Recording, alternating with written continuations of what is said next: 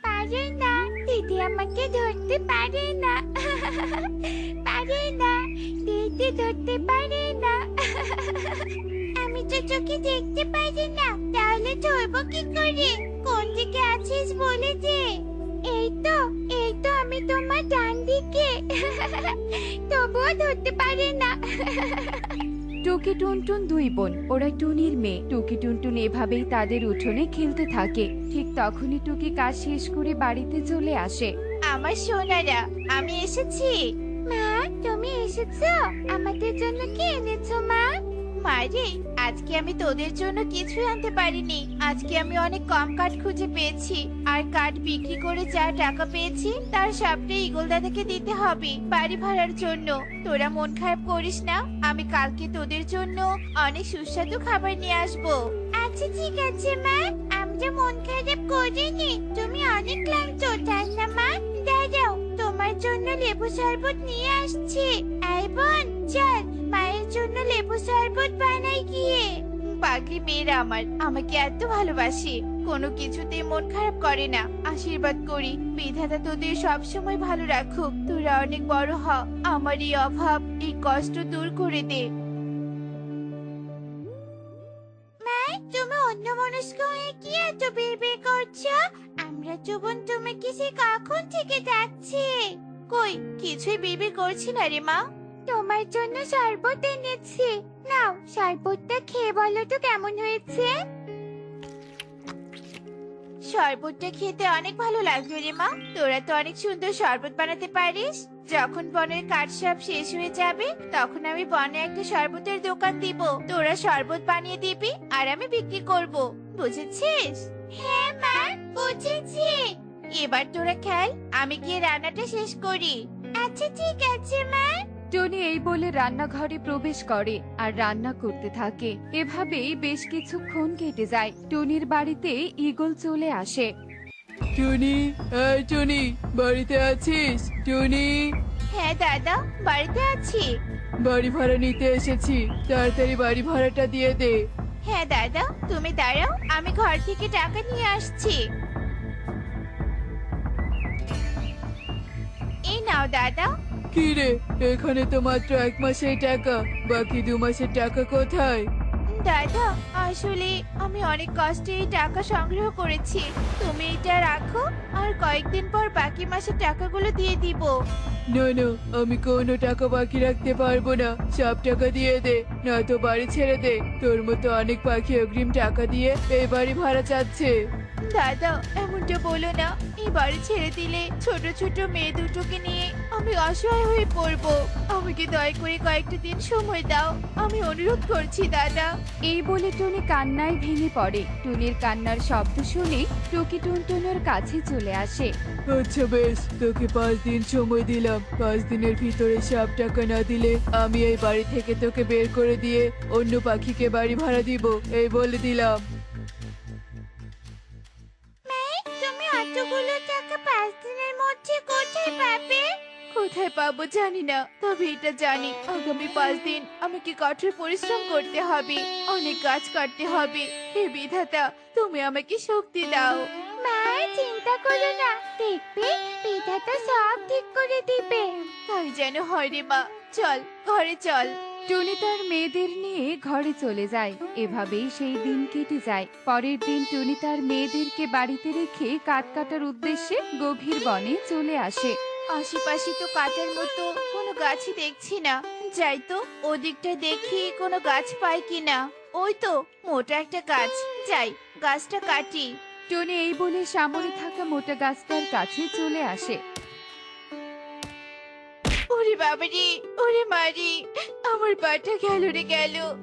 আহ! আহ! হায় হায় রে, এটা কি হলো আমার পা? আহ! টনি পায়ের ব্যথায় কান্নায় ভেঙে পড়ে। এভাবেই কিছুক্ষণ কেটে যায়। টনি নিজেই নিজেকে সামলায়। বিধাতার অশেষ কৃপায় পাটা ভেঙে যায়নি, সামান্য মচকেছে। তবে মনে হচ্ছে আজকে আর কোনো কাজ করতে পারবো না। কিন্তু কাজ না করলে যে ঈগল দাদার টাকা দিতে পারবো না। আর দেরি না করে কাজটা কেটে ফেলি। এই বলে টুনি যেই উঠে দাঁড়াতে ধরে ঠিক তখনই পায়ে ব্যথা পেয়ে আবারও মাটিতে পড়ে যায়। হায় হায় রে, আমি তো দাঁড়াতেই পারছি না। আমি সত্যি আজ কাজ করতে পারবো না। আমার শরীরটাও ভালো লাগছে না। আমাকে এক্ষুনি বাড়ি যেতে হবে। যে কথা সেই কাজ। টুনি ওখান থেকে অনেক কষ্টে ব্যথাযুক্ত পা নিয়ে বাড়িতে চলে আসে। মা, কি হয়েছে তোমার? তুমি এমন খুঁড়িয়ে খুঁড়িয়ে হাঁটছো কেন? মারি, একটা শুকনো ডাল আমার পায়ের উপর পড়ে পাটা মচকে গিয়েছে। হায় হায়, পা মচকে গিয়েছে। দিদি, তুমি মাকে ঘরে নিয়ে যাও। আমি পায়ে লাগানোর জন্য ঔষধি গাছ নিয়ে আসছি। টুকি টুনিকে ঘরে নিয়ে আসে। টুনটুন বাড়ির পেছনের জঙ্গল থেকে ঔষধি গাছ খুঁজে এনে টুনির পায়ে লাগিয়ে দেয়। এভাবেই সেই দিন কেটে যায়। পরের দিন টুনি কিছুটা সুস্থ হয়ে ওঠে। একি মা, তুমি কোদাল নিয়ে কোথায় যাচ্ছ? গাছ কাটতে যাচ্ছি রে মা। কালকে তো কোনো গাছই কাটতে পাইনি। এভাবে ঘরে বসে থাকলে ইগল দাদার টাকা পরিশোধ করতে পারবো না। মা, তুমি আজ কোথাও যেতে পারবে না। পা একদম ঠিক না হওয়া পর্যন্ত ঘরে বসেই থাকবে। তোমার পরিবর্তে আমরা যুবন আজ বনে কাঠ কাটতে যাব। বলিস কি? তোরা পাবি না কাঠ কাটতে। কাঠ কাটা অনেক কষ্টের কাজ। কে বলেছে পারবো না? আমরা তোমার মেয়ে, আমাদেরকে সব পারতেই হবে। দাও, কুড়াল দাও, আর তুমি ঘরে গিয়ে বিশ্রাম নাও। কিন্তু কোনো কিন্তু নয় মা, তুমি একদম চিন্তা করো না। আমরা তাড়াতাড়ি চলে আসবো। এই বলে ওরা দুই বোন টুনিকে কোনো কথা বলার সুযোগ না দিয়ে কুড়াল নিয়ে বাড়ি থেকে বেরিয়ে পড়ে। কিছু দূর যেতেই ওরা বলতে থাকে, দিদি, তাড়াহুড়ো করে তো চলে এলাম। মাঝে কোন দিকে গিয়ে কাট কাটে সেটাই তো মায়ের কাছে শুনিনি। এখন কি হবে? চিন্তা করিস না। ওই দেখ, সামনে কালু কাকা দাঁড়িয়ে আছে। চল, কালু কাকাকে গিয়ে জিজ্ঞেস করি। কাকা, আমরা দুপুন বনের গভীরে কাঠ কাটতে যাব, কিন্তু বনের গভীরে যাওয়ার রাস্তাটা খুঁজে পাচ্ছি না। আমাদেরকে একটু রাস্তাটা দেখিয়ে দিবে? কিরে, তোদের মা না রোজ কাঠ কাটতে যায়? তাহলে তোরা কেন? তোদের মা কই? মা পায়ে ব্যথা পেয়েছে, তাই মায়ের পরিবর্তে আমরা কাঠ কাটতে যাচ্ছি। বলে যাও না কাকা, রাস্তাটা কোন দিকে? ওই যে সামনের রাস্তাটা দেখছিস না, ওটা দিয়ে সোজা গিয়ে বাম দিকে মোড় নিলেই বনের গভীর দেখতে পাবি। ঠিক আছে কাকা, তোমাকে অনেক ধন্যবাদ। দিদি, চলো। এই বলে ওরা দু বোন কালুর দেখানো পথের দিকে চলতে থাকে। আর কিছুক্ষণের মধ্যেই বনের গভীরে চলে আসে। বনের গভীরে এসে ওরা দুই বোন কাঠ কাটার জন্য গাছ খুঁজতে থাকে। ঠিক তখনই ওদের কানে একটা আর্তনাদ চলে আসে। কেউ আমাকে বাঁচাও, আমাকে কেউ মুক্ত হতে সাহায্য করো, আমার যে অনেক কষ্ট হচ্ছে। দিদি, মনে হয় কেউ বিপদে পড়েছে। চলো তো খুঁজে দেখি কে বিপদে পড়েছে। হ্যাঁ হ্যাঁ, ঠিকই বলেছিস। চল চল। ওরা দুই বোন খুঁজতে থাকে। আর খুঁজতে খুঁজতে শিকারীর জালে আটকে থাকা এক খরগোশের সামনে চলে আসে। পাখিরা, আমাকে মুক্ত করো, দয়া করে আমাকে সাহায্য করো। শান্ত হও, আমরা তোমাকে সাহায্য করার জন্য এসেছি। দাঁড়াও, এক্ষুনি তোমাকে মুক্ত করছি। এই বলেই ওরা দু বোন খরগোশকে শিকারীর জাল থেকে মুক্ত করে। আহ, শান্তি। পাখিরা, তোমাদেরকে অনেক ধন্যবাদ। তোমরা আমাকে সাহায্য না করলে শিকারী এসে আমাকে ধরে নিয়ে যেত। তখন আর আমার পরিরাজ্যে ফেরা হতো না। পড়ে যাচ্ছ? পড়ে যাচ্ছি ফেরা হতো না মানে? কে তুমি? তুমি কি পড়ি নাকি? না, আমি পরি নই। পরিরাজ্যের পরীর পালিত খরগোশ। পরিরাজ্য থেকে কোমল সবুজ ঘাস খেতে এসে এই বনে আটকা পড়েছিলাম। তা তোমরা এত ছোট পাখি হয়ে বনের গভীরে কি করছো? আমাদের মা অনেক অসুস্থ, তাই আমাদের মায়ের হয়ে আমরা কাঠ কাটতে এসেছি। আমরা অনেক গরিব তো, একদিন কাঠ না কাটলে হয় না। আহারে, তোমাদের অনেক কষ্ট। আমি তোমাদের উপহার দিতে চাই। এই নাও, এখানে অনেকগুলো সোনার গাজর আছে। এই গাজরগুলো আজ থেকে তোমাদের। খরগোশ জাদু করে এক থলে ভর্তি সোনার গাজর টুকি আর টুনটুনকে উপহার দেয়। আর টুকি টুনটুনের কাছে বিদায় নিয়ে সেখান থেকে চলে যায়। টুকি টুনটুনও খুশি মনে বাড়ির দিকে চলতে থাকে। ঠিক তখনই ওদের সামনে কালুকাক চলে আসে। কি রে, তোরা কাঠ কাটতে গিয়ে কাঠ না নিয়ে থলে নিয়ে আসলি যে? তা থলেতে কি আছে? সোনার গাজর। কি বললি? সোনার গাজর? কই দেখি দেখি। একি কাকা, সোনার গাজরগুলো কেড়ে নিলে কেন? দাও দাও, গাজরগুলো আমাকে দাও। এখন থেকে আমার, তোরা আর এগুলো পাবি না। যা এখান থেকে, চলে যা। এগুলো দিয়ে আমি অনেক ধনী হব। হা, হা, হা, হা, হা। লোভী কাকা, ওগুলো দাও, নয়তো কিন্তু খরগোশ বন্ধুকে দেখে তোমাকে লোভীর শাস্তি দিব। তোদের যাকে ডাকার তোরা ডাক, তবু আমি এগুলো দিব না। হা, হা, হা, হা, হা। আচ্ছা বেশ, খরগোশ বন্ধু, খরগোশ বন্ধু, এখানে চলে এসো, আর এই লোভীকে শাস্তি দাও। টুকি এভাবে বলার সাথে সাথে খরগোশ সেখানে প্রকট হয় আর লোভী কালুকে লোভের শাস্তি দেয়। টুকি টুনটুন পুনরায় সোনার গাজরগুলো ফিরে পায় আর খরগোশকে ধন্যবাদ দিয়ে খুশি মনে বাড়িতে ফিরে আসে আর টুনিকে সব কথা খুলে বলে। সব শুনে টুনিও খুশি হয়। এভাবেই কয়েকদিন কেটে যায়। টুনিরা অনেক ধনী হয়ে ওঠে আর বেশ সুখেই দিন কাটাতে থাকে। এমনই সব মজার মজার শিক্ষণীয় টুনি পাখির গল্প দেখতে আমাদের পাশেই থেকো। আর গল্পগুলো কেমন হচ্ছে তা কমেন্টে জানাতে ভুলো না কিন্তু। Bye bye.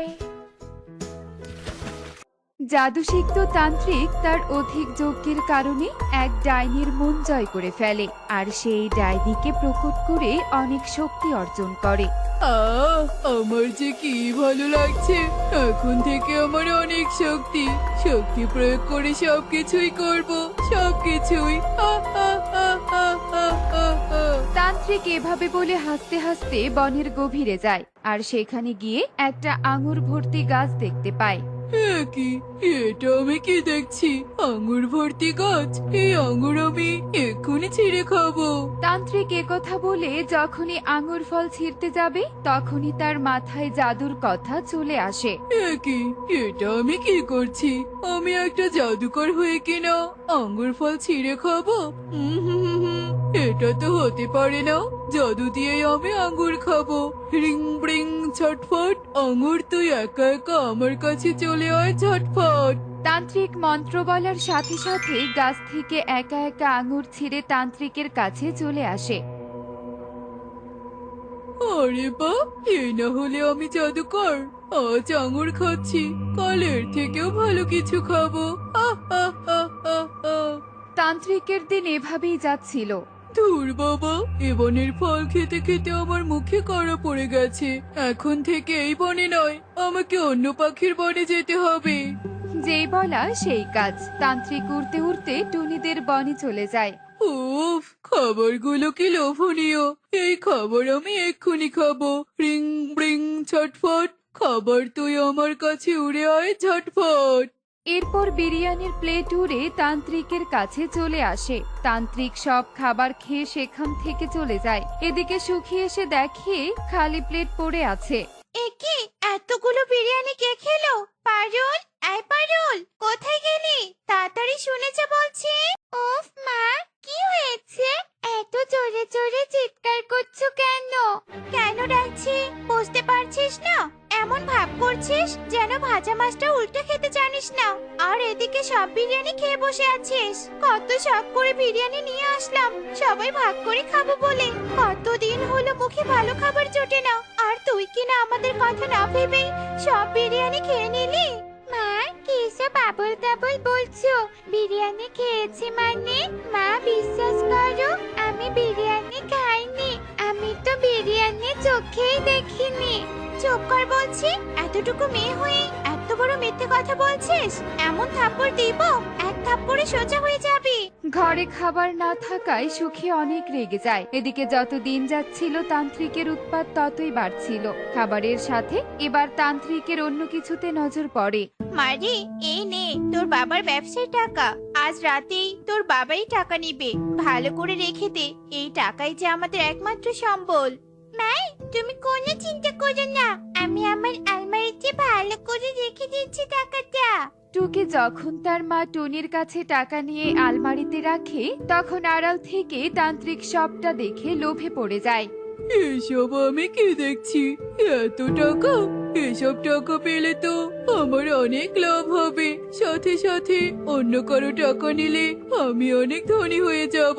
একই তো আমি জাদুকর, তার উপর ধনী হলে এ বনের পাখিরা আমার পায়ের নিচে পড়ে থাকবে। যা বলবো তাই শুনবে। তান্ত্রিক এসব বলে উচ্চ স্বরে হাসতে থাকে আর জাদু করতে আলমারি থেকে টাকা একা একা তান্ত্রিকের হাতে চলে আসে আর টাকা নিয়ে তান্ত্রিক সেখান থেকে চলে যায়। এদিকে দিন গড়িয়ে সন্ধ্যা হয়ে যায়। টোনা টাকা চাইতেই টুকি আলমারিতে গিয়ে দেখে টাকা নেই। একে টাকাগুলো কোথায় গেল? মা, তুমি কি আলমারি থেকে টাকা নিয়েছো? আমি টাকা নিব মানে? টুকি, তোর কি মাথা ঠিক আছে? আজই তো তোকে টাকা দিলাম, ভালো করে দেখ টাকা কোথায় রেখেছিস। মা, আমি তো সব জায়গায় খুঁজেছি, টাকা কোথাও নেই। বিশ্বাস করো মা, আমি আলমারিতে টাকা রেখেছিলাম। চুপ কর বলছি, একদম ন্যাকামি করবি না। এতগুলো টাকা কি করেছিস সত্যি করে বল। এই টাকাগুলো না পেলে যে আমরা পথে বসে যাব। টনি তার মেয়ের সাথে অনেক রাগারাগি করে, কিন্তু টুকি তবুও একই কথা বলে। তান্ত্রিক একদিন কনকের হাতে থাকা আইসক্রিম দেখে অবাক হয়ে যায়। এই ছেলে, এটা তুই কোন অদ্ভুত খাবার খাচ্ছিস? আমাকে দে দেখি, আমিও খাবো। তুমি কি কেন দিব শুনি? আর তুমি তো দেখছি কোন আইসক্রিমের নামই জানো না। নিশ্চয় তুমি গ্রামের বন থেকে এসেছো, মূর্খ পাখি। একে তো নাম জানো না, তার উপর দামি আইসক্রিম খেতে চাচ্ছ। সাক্ষাৎ। কি বললি? আমি মূর্খ? দাঁড়ো, আজ তোকে আমি কি করছি। রিং ব্রিং ছটফট, এই ছোট্ট পাখি ব্যাং হয়ে যা ছটফট। তান্ত্রিক মন্ত্র পড়লেও কনকের কিছুই হয় না। তান্ত্রিক আবারও অনেকবার মন্ত্র পড়ে, কিন্তু তবুও কনকের কিচ্ছু হয় না। এই আঙ্কেলের দেখছি মাথা পুজো গরম হয়ে গেছে। এখানে থেকে বেকার সময় নষ্ট না করে আমি বরং বাড়িতে চলে যাই। এরপর কনক সেখান থেকে চলে যায় আর তান্ত্রিক রাগে গজগজ করতে থাকে। না, এ হতে পারে না। ডাইনি আমাকে কিনা সামান্য শক্তি দিয়েছে। এতদিনে তো আমি ভাবতাম ডাইনি আমাকে সর্বশক্তিমান বানিয়ে দিয়েছে, আর আজ কিনা ছি ছি ছি ছি ছি ছি, সামান্য পাখির বাচ্চার সামনে আমি অপমানিত হলাম। এই অপমান আমি সহ্য করব না। এবার পাখির বাচ্চাদের ধরে ওদের রক্ত দিয়ে আমি যজ্ঞ করব, আর ডাইনির মন সন্তুষ্ট করে আরো শক্তিশালী হব। আহ আহ আহ আহ আহ। এভাবেই তান্ত্রিক শয়তানি বুদ্ধি আটতে থাকে। ধীরে ধীরে তান্ত্রিক টুকি, পারুল, কনক সহ আরো অনেক পাখির বাচ্চাকে ছলনা করে ধরে নিয়ে যায়। টোনা, আমার মেয়েটা কোথায় গিয়েছে বলো? সামান্য টাকার কারণে আমার আদরের মেয়েটাকে কত কথাই না শুনিয়েছি, আর আমার মেয়েটা নিশ্চয়ই মনে কষ্ট পেয়ে বাড়ি থেকে চলে গিয়েছে। আহা টুনি, কেঁদো না। আমার ছোট্ট মেয়েটা আর কোথায় যাবে? ওই গিয়ে দেখো সুখীর বাড়িতে বসে আছে। চলো আমরা বরং সুখীর বাড়িতে যাই। এরপর টোনাটনি সুখীর বাড়িতে যায় আর গিয়ে দেখে সুখী আর কাকুলি কাঁদছে। এ কি সুখী দিদি, কাকুলি দিদি, তোমরা এভাবে কাঁদছো কেন? কি হয়েছে তোমাদের? টনি রে, কনক আর পারুলকে কোথাও খুঁজে পাওয়া যাচ্ছে না। আমাদের বাচ্চারা। কাকুলির মুখে কথা শোনার পর টনির আর বুঝতে বাকি থাকলো না। সর্বনাশ! কাকুলি দিদি, এদিকে তো আমার টুকিকেও কোথাও খুঁজে পাওয়া যাচ্ছে না। নিশ্চয়ই আমাদের বাচ্চারা কোনো বিপদে পড়েছে। আমাদের আর দেরি করলে চলবে না, এক্ষুনি আমাদের বাচ্চাদের খুঁজতে হবে। কি রে টুনি, তোরা তোরা আমার এখানে কেন? কাকু, আপনি তো এককালে তন্ত্রমন্ত্র করতেন। আজ একটু আপনার জাদুশক্তি কাজে লাগিয়ে বলুন না, আমাদের সানারা কোথায় আছে? ওরে, আমি তো চিরকালের জন্য তন্ত্রমন্ত্র বাদ দিয়েছি। তোরা যখন এত বড় বিপদে পড়েছিস, তোদের সাহায্য করতে আমি আবার ধ্যানে বসবো। এরপর বৃদ্ধরাজও ধ্যান করে আর দেখে সব বাচ্চারা একটা গাছে ঝুলে ঝুলে আছে। সর্বনাশ! এ তো পাখি ধরা গাছ। তোদের সন্তানদের এক দুষ্টু তান্ত্রিক গাছে বন্দি করে রেখেছে। এরপর বৃদ্ধরাজও এতদিনের ঘটে যাওয়া সব ঘটনা খুলে বলে। ছি ছি, আমরা কিনা আমাদের নির্দোষ বাচ্চাদের দোষারোপ করেছি। শয়তান তান্ত্রিকের কারণে সব হয়েছে। সত্যি আমরা চোখের সামনে যা দেখি, কখনো কখনো সেটা মিথ্যেও থাকে। সবচেয়ে বড় অন্যায়, আমরা আমাদের সন্তানদের বিশ্বাস করিনি, ওদের আমরা বুঝিনি। কাকু, আপনি আমাদের সন্তানদের বাঁচান কাকু, বাঁচান। এরপর টুনির কথা মতো রাজু বৃদ্ধ ধ্যান করে সেই ডাইনিকে প্রকট করে আর সব কথা খুলে বলে। কে? আমার দেয়া শক্তির অপব্যবহার? ওই তান্ত্রিককে তো আমি ছাড়বো না। চল তোরা আমার সাথে।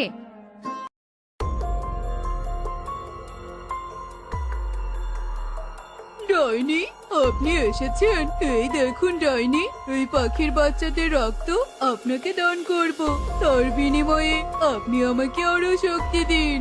বচ্চার তান্ত্রিক, আমি ডাইনি হতে পারি, কিন্তু তোর মতো এত নিষ্ঠুর নই। আমার দেয়া শক্তি তুই অপব্যবহার করেছিস, তোকে তো এর শাস্তি ভোগ করতেই হবে। মূর্খ ডাইনি, আমাকে শক্তি দিয়েছিস বলে এটা ভাবিস না। তোকে আমি ভস্ম করতে পারবো না। দাঁড়া, দেখো আমি তোর কি হাল করি। তান্ত্রিকের কথায় ডাইনি আরো বেশি রেগে যায় আর তান্ত্রিককে ভস্ম করে দিয়ে পাখির বাচ্চাদের মুক্ত করে দেয়। এরপর টুনিরা তাদের বাচ্চাদের নিয়ে সুখে দিন কাটাতে থাকে। তো বন্ধুরা, শক্তির অপব্যবহার করলে কি হয় তা তো নিজেরাই দেখতে পেলে।